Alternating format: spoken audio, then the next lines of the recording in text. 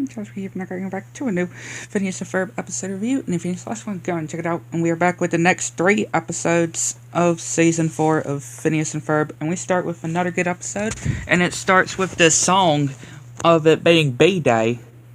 And yeah, everybody getting together. A lot of people getting together to singing that it's B-Day.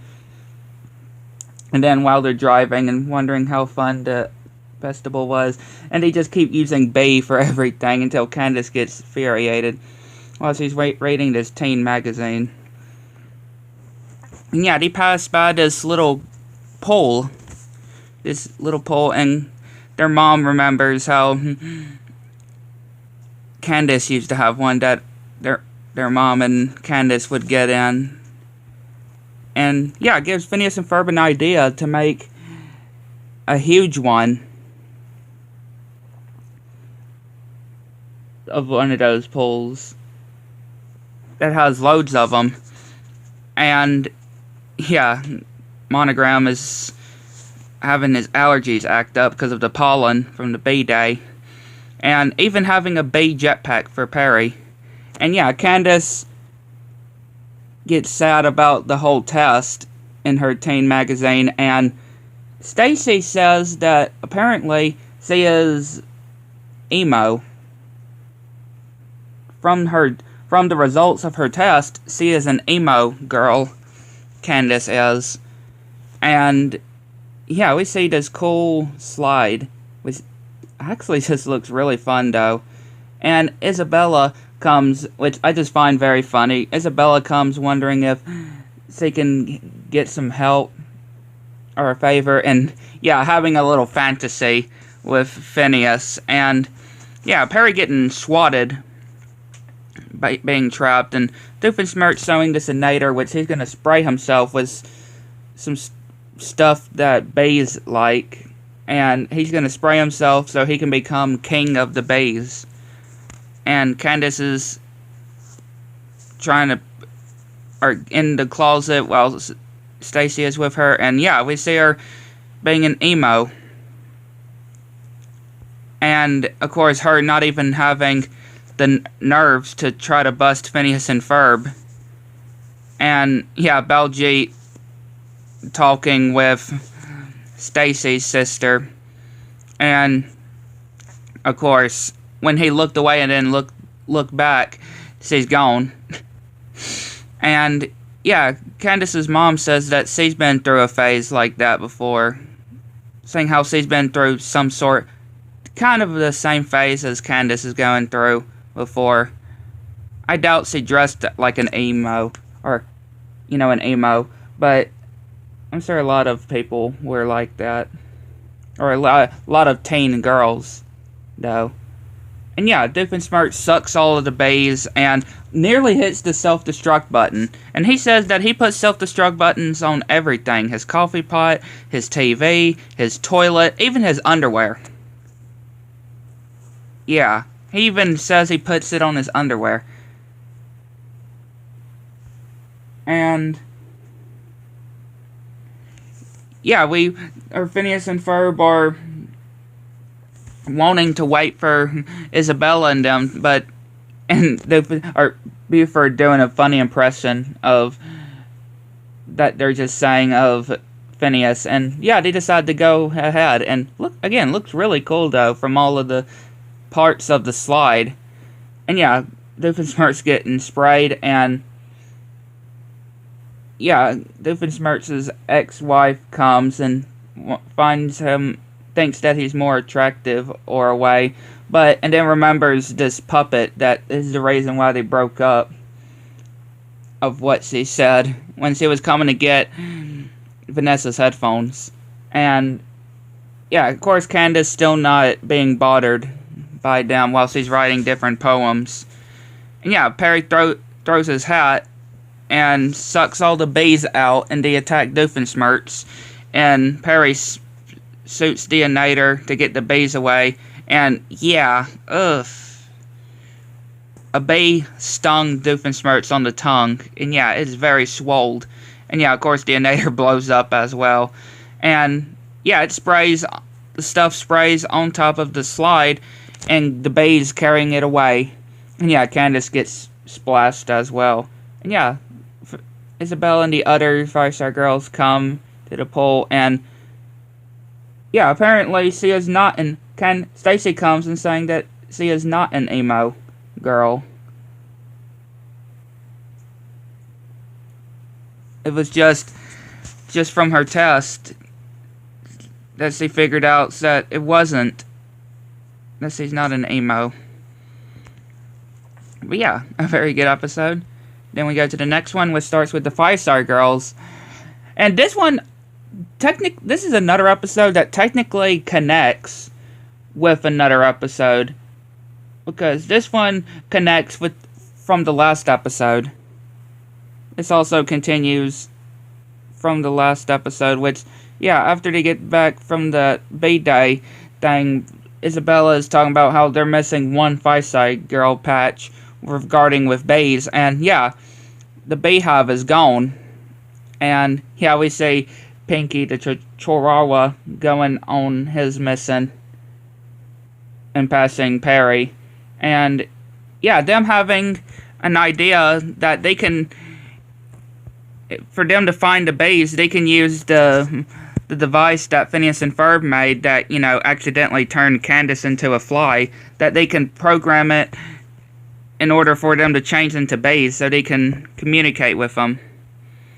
And yeah, we see our Pinky the Chihuahua's villain and just getting this love muffin thing, and yeah, Pinky getting trapped.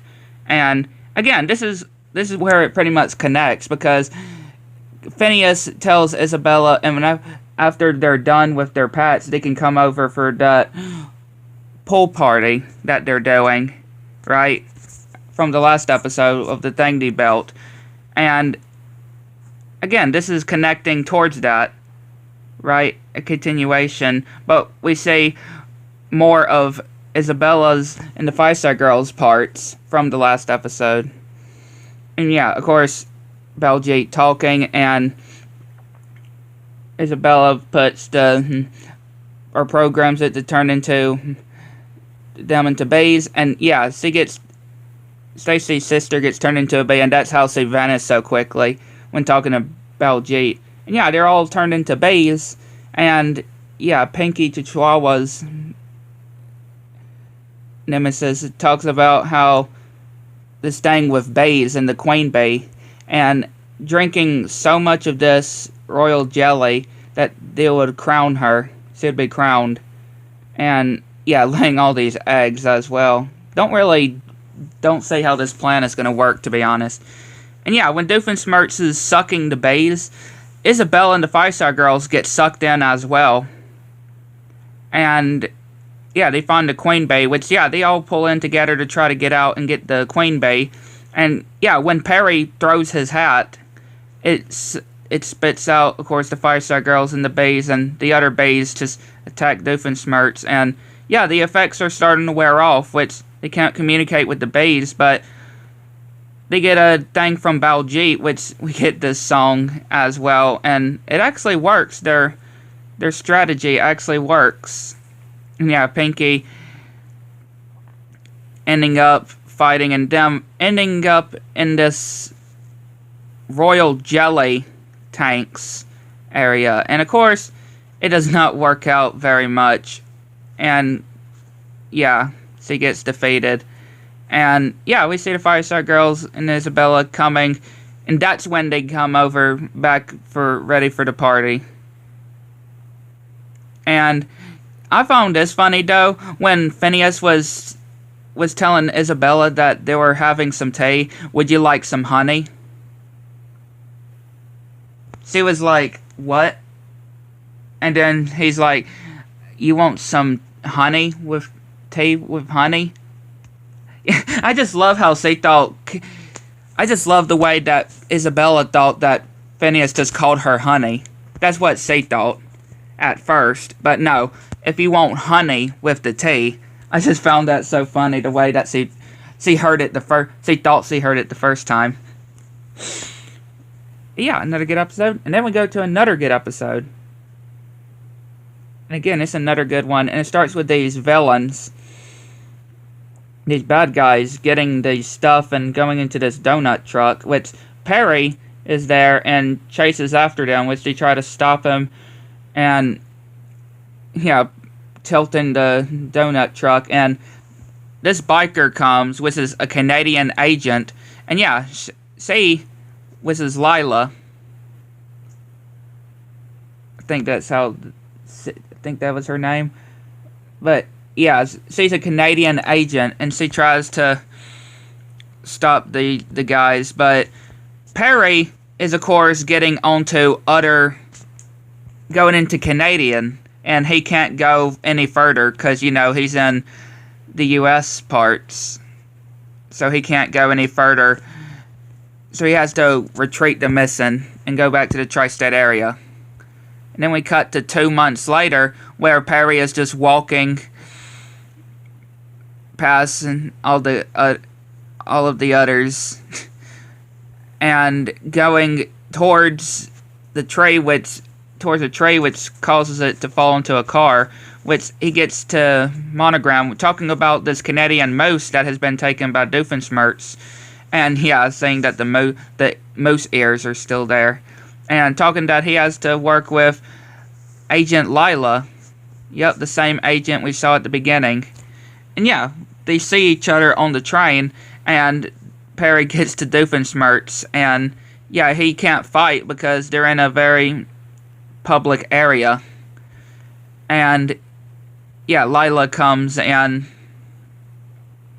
Doofenshmirtz talking about how he's taken the conductor and is controlling the train with this remote. And Lila keeps trying to take his fries, and he's like, order your own fries.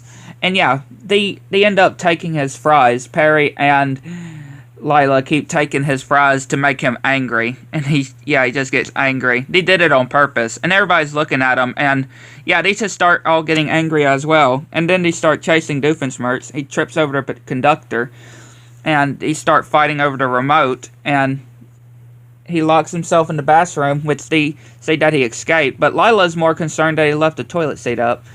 And yeah, so he ends up almost falls, which yeah, they end up falling. And they're having used that, I'm not sure exactly how you say it, but you know, one of those things where you have to push one side and the other on the track. And yeah, Doofenshmirtz getting this guy out, literally kicking him out of the door, and he ends up to his house.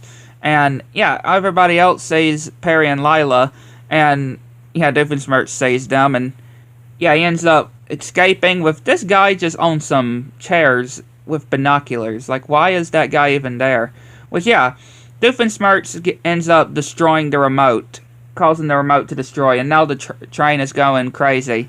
And yeah, they're having to run, and Doofenshmirtz amazingly dodging everything while tying his shoes. And Lila, instead of trying to stop the train, she instead was fixing the lights. And yeah, she's trying to tell everybody not to panic, which everybody starts panicking. And yeah, we see the moose, Canadian moose, which is drinking or licking tea. And yeah, they end up taking the train, or disconnecting the train, which yeah, they get taken by this villain, which is Lila's villain. And yeah, Doofenshmirtz switched places. Well, Lila's villain went to the tri-state area to do Doofenshmirtz's plan, and Doofenshmirtz did Lila's villain's plan of doing the moose. And yeah, he just simply turned on the inator and just walked out. Like, it was as simple as that. And yeah, apparently he's not from Canada. He's from Greenland. Yeah. And yeah, he has these positive and negative bots, which yeah, we see those villains as well from the beginning that are playing cards. And we get this funny music number and fight sequence as well, with Lila and Perry fighting. And yeah, Doofenshmirtz just playing cards. And yeah, he ends up escaping and jumping out, which he ends up getting captured by the the panda agent.